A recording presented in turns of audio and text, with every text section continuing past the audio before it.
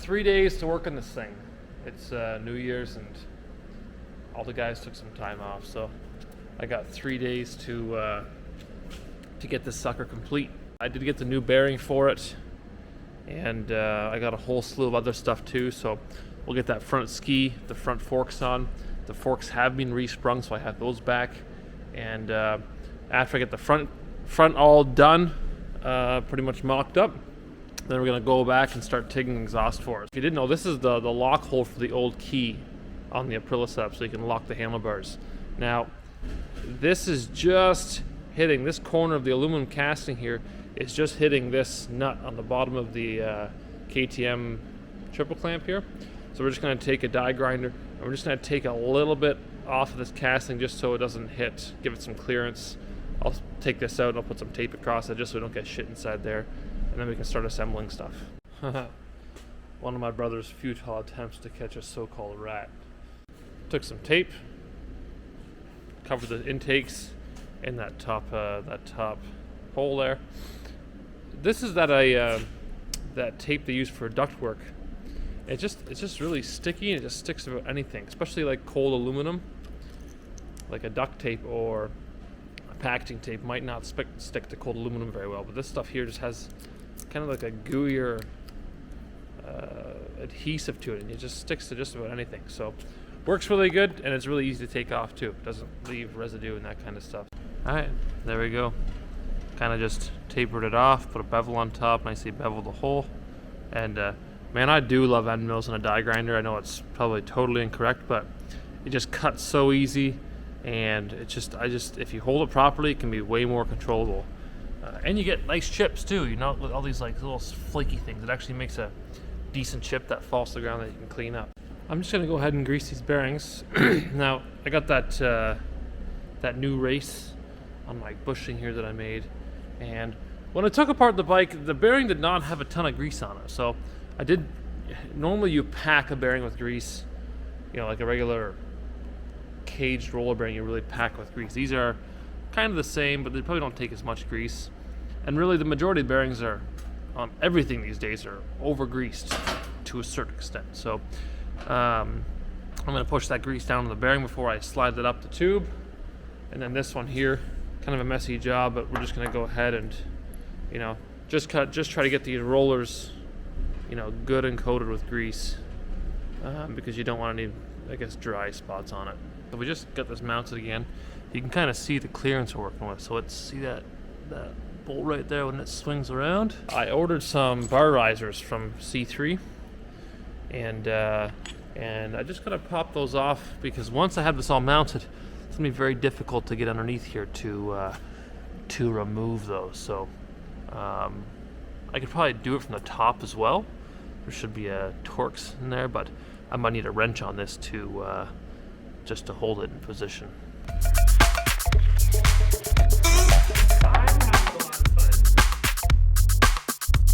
I kind of ran into a bit of a problem. So when I purchased these bar risers, I also got the solid aluminum bungs. Normally, a lot of dirt bikes come with these rubber bungs to dampen slight vibrations from that front tire and fork when you're going over whoops and stuff like that. And on a snow bike like this, we're not doing that. I want a good rigid feel, especially when I got 4-inch handlebar risers on it. So I just went to a solid aluminum version of this, so a little more stiff. But unfortunately, that drops down my nut right there, maybe about, I don't know, 50 thou or a millimeter or so.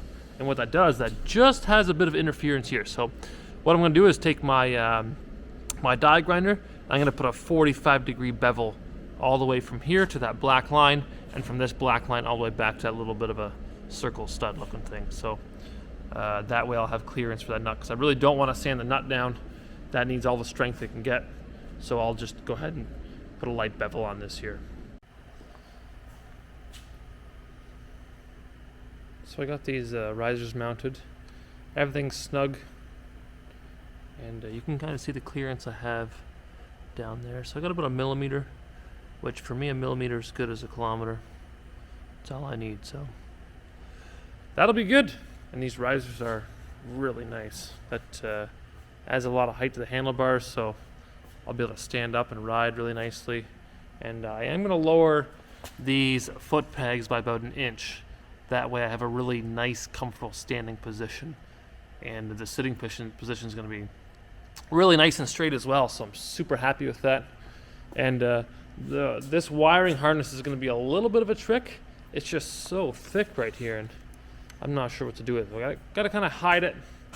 We're going to put the forks on it, and then we can worry about the wiring later, sort of thing. We'll get the forks in this key, and after the forks are tightened, then we can go ahead and tighten this. I do have some blue Loctite in there, and we can cinch the collar bolt on the back to tighten that all down.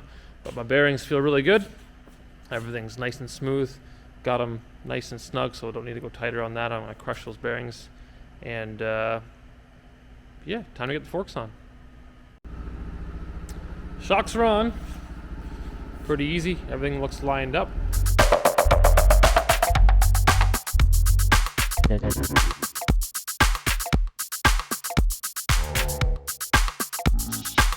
It's all nice and tight. Everything's torqued, tightened up. Couple things in the front. If you're putting your Timbersled kit on, make sure that you always have an even gap between this one and come on, turn, you stupid thing, and this one here. What I could see is some people just tightening this one down right to the bottom and then having to, this one up here will have a taller gap, but you want to make sure that these have an even gap. That way the bolts are also getting an even torque and everything's nice and square. So the only thing I do not like about the setup is how they only have one crossbar here. And the crossbar is off, like it's plenty strong enough, I'm sure, but I would love to see a bit of a bigger shoulder here where the slot is. So if I have time and I feel like it, I might make two of these. That way I can double them up, and I'll make them with a bigger shoulder here. That way it's a little stronger. But in all honesty, I will be twisting these forks off before I ever wreck anything down there. So that's probably what will happen, you know. But everything looks really good. So the next step is maybe to work on a bit of wiring, remove that clutch cable, and then after that I'm going to hook up my brake line for the rear sled, and then from there I'm on to exhaust. I've been spending a bit of time here working on this wiring, and I got it mostly sorted out. So you can see I have this big multi-wire loom kind of coming down, wrapping around, and I see there's a bit of a pocket in the frame right there. I'm not sure if you can see that, kind of maybe right about there. So I got it kind of, it sits right in that pocket, or it will.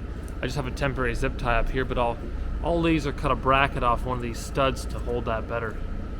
Wiring is done for now. I got that brake line hooked up, so I did release it here and pull it through. This here, I'm not sure what side of this strut I'm going to go on, but I'll figure that out after I get my exhaust in here, because I don't want to get too warm. So, but I do have a little bit of extra playroom here, so if I need to, I can still do something there. And yeah, it looks tight, but it's got plenty of clearance going back and forth. Okay, I got this cap off pretty easy. And a couple things to notice. One thing I like is they do have good water drain holes in there, so if we do get a bunch of snow in there, which we shouldn't, but that's going to drain. And the air filter wasn't too dirty. I mean, not new by no means, but not terrible. So we'll throw the new one in there, close it back up, and that's one less thing to worry about. One thing I did notice was that these velocity stacks, it's good to see because this adds horsepower, but the butterflies are quite dirty. I did wipe a rag in there too, and there's a very fine particulate. Not sure if it's a concern, but it's obviously come past that air filter or through the air filter, so I'll do some hunting around and see if I can find anything on it, but I'm not too worried about it. Alright, so I was going to put this thing together, but I just noticed all this very fine dust, and you can even see grains of small sand in there. I'm not sure how that works, but kind of weird. I mean, the air filter wasn't that dirty, so I'm not sure how that shit would get in here. But I'm gonna go out and I got my vacuum hooked up here. So we're just gonna go ahead and, we're here anyways, we're gonna vacuum it, and we're gonna really carefully clean those butterflies as well, just because, you know, no need to leave it dirty if we're this far anyways. So give that a pop. Nice little vacuum.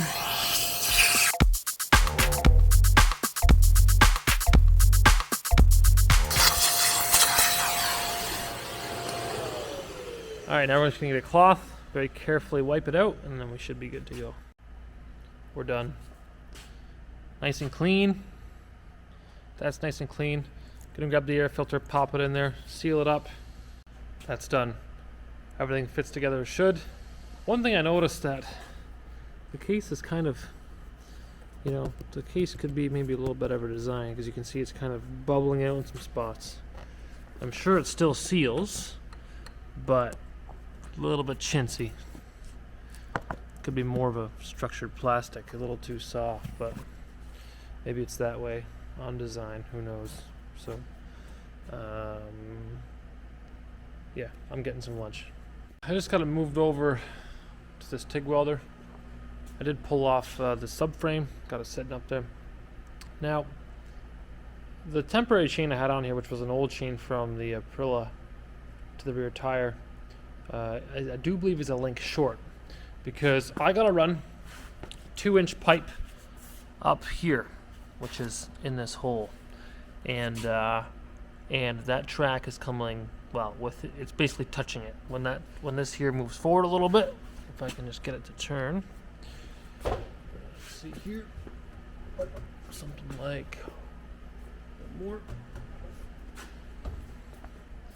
So that gap right there is not enough for 2 inches to come around this corner and move up. So this thing needs to go back just one more link.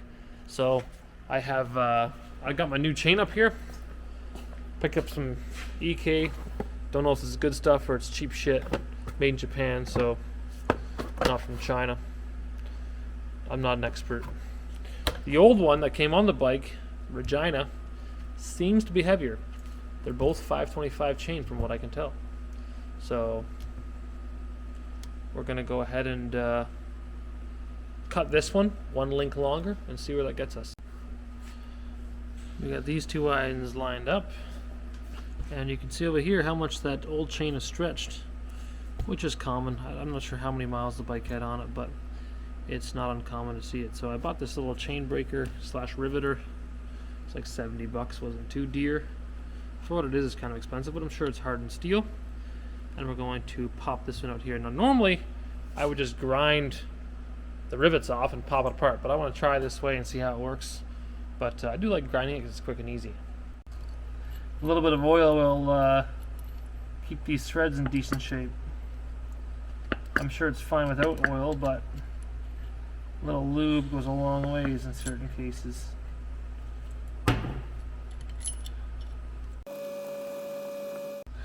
Alright, so inspect. Yeah, looks good. Looks good. Kind of pushing semi where I want it to. Double check my length. I'm going one longer. Perfect. Grab some of this red shit.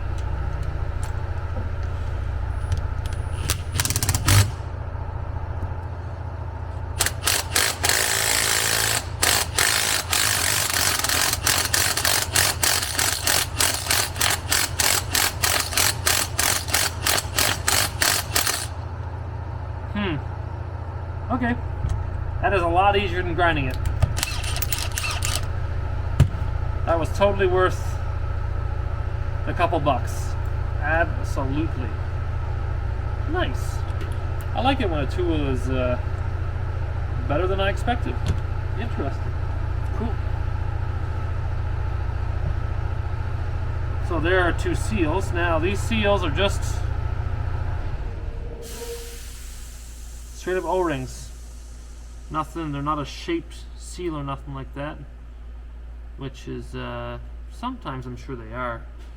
You can get a million different seal types if you really start looking at stuff, whether it's quad seals, or the list goes on and on and on when it comes to different seals and stuff like that. But I don't want to lose these, so we're just going to take them off. I got this chain on there, and this is a link longer. Not a super big fan of it because with the chain tensioned properly, I only have about a 1/4 inch more to go on my adjuster before I max it out. And inevitably this chain is going to stretch. So really the extra link is not going to work. Just for mocking it up though, I am going to leave it a link longer because I can always shorten in the future. I can't make it longer in the future. So we're going to leave it like this for now. And as far as an exhaust goes, this is what I have to make a full exhaust. So this is the OEM stuff that came off, and I picked up another 2.0 exhaust. I think it's from an older year because it has the exhaust valve here where the new one has it up on the actual silencer itself. And I won't be using it. I might need to flange off the end. And I picked up a bunch more of these stainless rounds here, just to help me get around corners and stuff like that. That way I don't gotta splice and make too many triangles or pie cuts, they say, to get it done. So this is 2-inch, and 2-inch is going to be maybe a little on the restrictive side, but I can't really go bigger without running into problems. I want this has to come underneath like this, and this piece has to sit right up against that frame like that. And you can see where my track is. I only have maybe 5/8 of an inch. Now I can put this in the press and squash it oval slightly, but I'm gonna lose flow if I don't be careful, sort of thing. So that's gonna be sitting, something like that, and the exhaust is gonna follow underneath the seat and right out underneath the taillight. So it should work. I'm not gonna get that really high-end power out of it, but that's fine because the low-end torque is just okay. And you might say, well, why'd you get a 2.0? Why not a Ducati? Because they got much better torque numbers. But this is what fell on my lap, and it's what I'm using. I'm about 45 minutes into this exhaust, and it's going to be pretty tricky. I know I have plenty of tube to get it done, but it's going to take a lot of small cuts and a lot of oddball stuff. So if you see some of that down there, this is the manifold, and I'm just working on this side here. So I got this one and this one. I've marked it with a line. So I'm gonna go ahead and just tack with a TIG welder. I've never TIG welded before, but I guess you could say might as well learn sometime, sort of thing. So we'll see how it goes, I guess. Well, I didn't take any video yesterday. I pretty much spent the whole day working on this exhaust. Took a long time, a lot of messing around to get angles and stuff good, but yeah, there it is. So this here, you'll see later, snakes through the hole in the Timbersled, and this here runs just beside the chain. Still got to finish up TIG welding on it, and I don't know, I'm not sure what kind of stainless this would be because it's awfully tricky to get a nice weld. Like they have done mostly MIG welds on it. They must have a cold MIG application that they can squeeze weld on really nicely, but like we can get it okay, but it's tricky. It's not the easiest thing to TIG weld. So anyways, we're gonna get that finished up. You can see right down here, those are all my extras, so I'll take that map sensor off as a spare, and yeah, I'll probably keep that. Don't really need it. So this morning I'm going to go ahead and my brother's going to finish TIG welding that for me. I'm going to go ahead, pull this all apart. You can see I did do a little bit of clearance diagramming here. Just there was a bit of a flash from the forging right there, and also on my bushing I did go ahead and put a bit of a half dimple because the one does go through here. So the exhaust really isn't getting routed too much longer or shorter. It's kind of in the same destination the old one was, but it's just kind of going a little bit different. So a little bit more restriction, the odd bend, but overall not too terrible. So yeah, we'll get the back fender and seat back on this thing. He should be done TIG welding that by that time, and then we can get the rest of the exhaust done. I'm just putting this tail back on the bike, and this plastic bottom cover piece, I just cleaned it. Now on the old setup, they have this heat shield, and the heat shield stops about 3/4 weight. Obviously the exhaust on the old style wraps around here. The new setup, the exhaust is going to be pretty removed, but what I'm going to actually do is cut a new one that extends past here all the way over this way and then back in that sort of idea, just because the ABS module is no longer over here, and I don't want snow to be filling up that there, because the fuel pump and stuff is there too. So we're going to just cut a new piece of aluminum that stretches this way, back over, nicely comes around, and that should work a whole lot better. We're making some progress. If you see down here, we have that exhaust in. Now I do have it tightened, and the mount for the Timbersled is back in there. And you can really see how we've optimized it, like really optimized it. The chain is just gonna come past this tube here, header tube, and the other one just snakes in between the Timbersled. I did do some light die grinding on it just to remove some flash lines, but really we didn't get too crazy with it. So the bottom looks as OEM. We did mount a different tip on here because we're gonna be going custom up along the side. And just on the Timbersled here, I just ground a bit of a bevel right there just to give us some clearance right here as it tucks in by this one spring right here. So yeah, I'm excited to get the sled on there, and shouldn't be coming off. It should be on there for good after this, so it's looking good. Well, it's Monday, first Monday of the new year, so super pumped we're gonna get this thing going today. I did remember I made a mistake though last week. You can see right here, it's pretty much together. Got a lot of small stuff to do, but nothing too crazy compared to where we were when we started. But I did forget to hook up the high pressure fuel line bottom of this tank. So I gotta pull that seat off all the cowls for a quick second.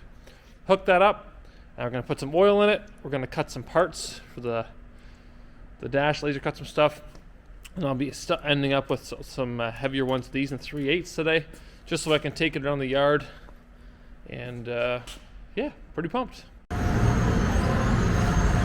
Alrighty, well, I haven't worked on the bike a whole lot, just been too busy, and also got a little sick with the whole C19 thing, so feeling better, wasn't a big deal. And yeah, the bike's looking pretty good. Got that exhaust and everything on it, so I gotta do a little work on that. But I did get a bunch of parts in today, or not today, over the last week for it. I just had those over here. So I'm gonna be switching to a bar off a KTM 450. This was a brand new takeoff that someone, $40 on eBay, so pretty cheap. I got my foot peg things cut out of 3/8, and surprisingly they're not. I mean, they're heavy, but they're not super heavy. So I'm gonna go ahead and paint these black, get these mounted. I got some bark busters, bar covers, whatever, and they're nice OEM KTM ones. So got some black handguards for it, and I also got some carbon side plates for the bike. These are Aprilia OEM ones, so that'll look really good. They're in decent shape, got a couple scratches, and you know what, I hope to put plenty more in it. So yeah, we're gonna start working on this bar. Actually, I'm gonna paint this first, and then after I can start assembling this bar and getting that on there. Okay, I got the bar off. Now you can see this is the Aprilia bar, and that's my KTM bar. KTM is just about an inch longer on each side, maybe an inch and a quarter or so. But I just have to go ahead and drill a couple of holes in it, because the Aprilia bars have some holes for locating the switches and stuff like that. There's one small one here and a larger one here, so I'll re-measure that out from the end, and then I can get it up to mounting it back on the bike. Got it all hooked up, looks pretty good. Took me way longer than I wanted to, but yeah, overall everything fits pretty good. The clutch and everything just slips in there. Then we got a brake on this side that just fits in there. And yeah, I don't have heated bars, but this will keep the wind off my hands a bunch. And these bars are a bit wider. The one thing I did notice, that this KTM bar is about twice as thick as the Aprilia bar. So Obviously for like motocross, they've got it much heavier duty, which I'm okay with because I'm going to be thrashing on it. So yeah, it looks pretty good. I'm just getting this exhaust tidied up here. What I'm doing for this hanger is you can kind of see it hanging down there, but if I go like this, in the bottom of that foot peg there's supposed to be a bolt, and normally it just looks like something like oh geez, it's hard to see, but it's a single to cooperate. You can see there's a bolt over here, just a regular Allen key style bolt, probably like an M6 or an M6 bolt.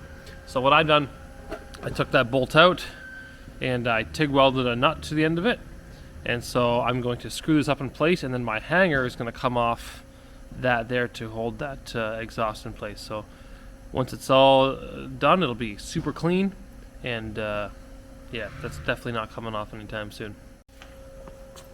Alrighty, that is done. So you can see I have my little bracket mounted there, and the exhaust hanger is nicely hidden behind the foot peg, so it looks really good. I got that clamp tightened, so the exhaust is done, and I can move on to the next project. Just finished doing a little bit of work on the pegs. I got my pin in there, spring, and a nice little cotter pin. They were set for a C-clip, but I did machine a little shorter and put a cotter pin, so now they nicely will fold up pretty steep, and they spring back, so pretty happy with that. You can see on this side I have an extra hole, which is going to be for my shifter. So the quick shifter will hook on still, and I'll have a peg somewhere back here to shift it up and down, so I'll get that done today still. And this side here is good to go as well. The other thing I did was I did laser cut a new one of these here, and I moved these two holes 100th thou that way, just to give me a little more clearance in those wires, because they were touching that rad, and now they're not touching. They're like a millimeter away, so pretty happy with that.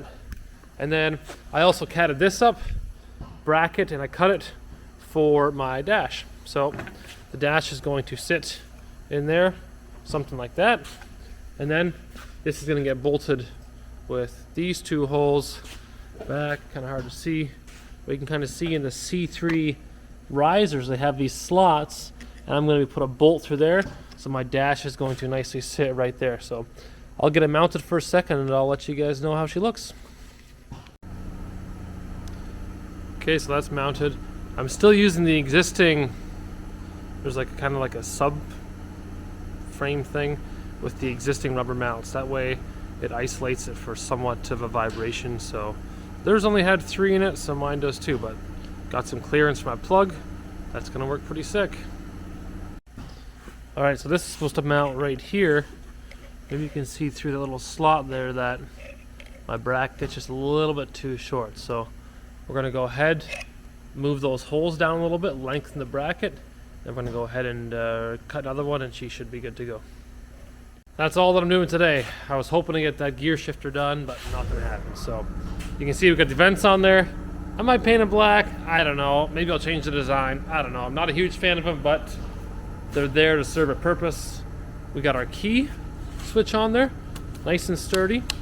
That ain't going anywhere, so I'm super pumped with that. And then really happy with how this came out. Looks great, and it's got nice rubber mounts in it still, so it can do a bit of absorption on the vibration.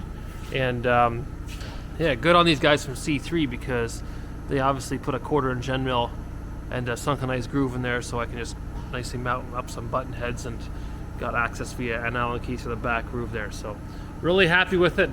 You know, I don't have it, I'm not sure what the tune on is, but I'm going to take it for a 2-second rip outside just to, you know, kind of have some fun, I guess. So anyways, if I don't video it, I'm sure you'll see more next week.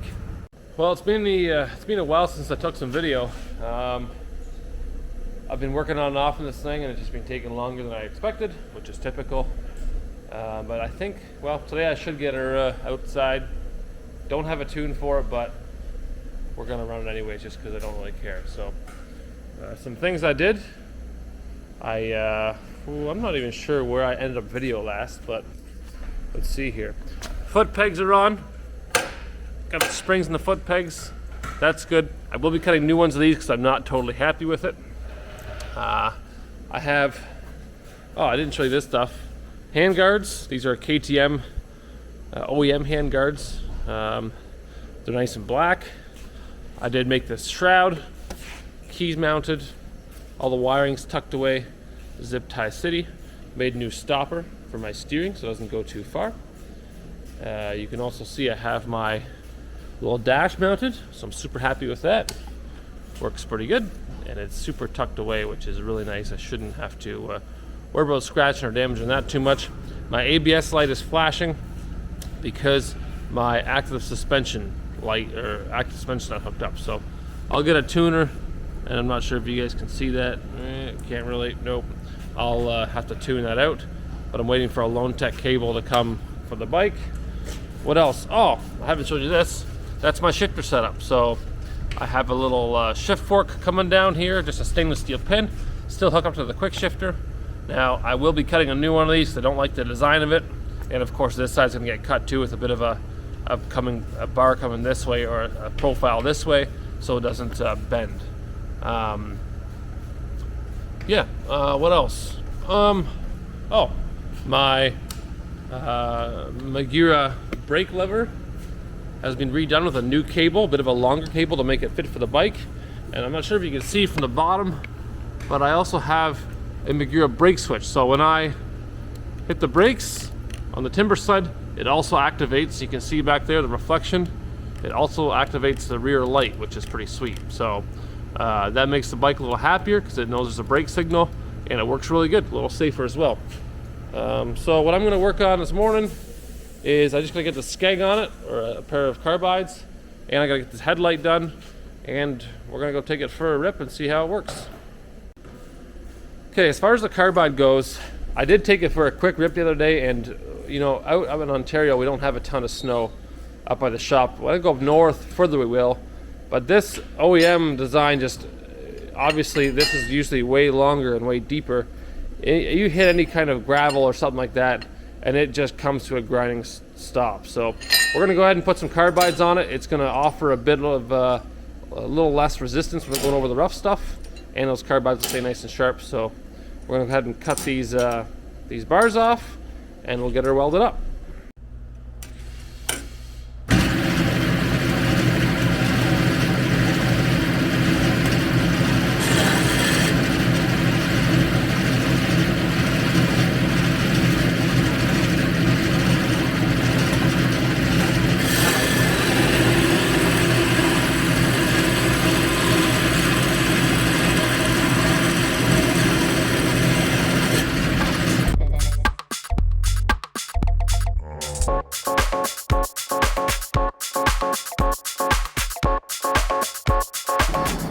Alright, so I just got that carbide welded on. I just gotta bend the front and the back down, get her touched up, and she should be good. Don't know if it'll work, but worth a shot.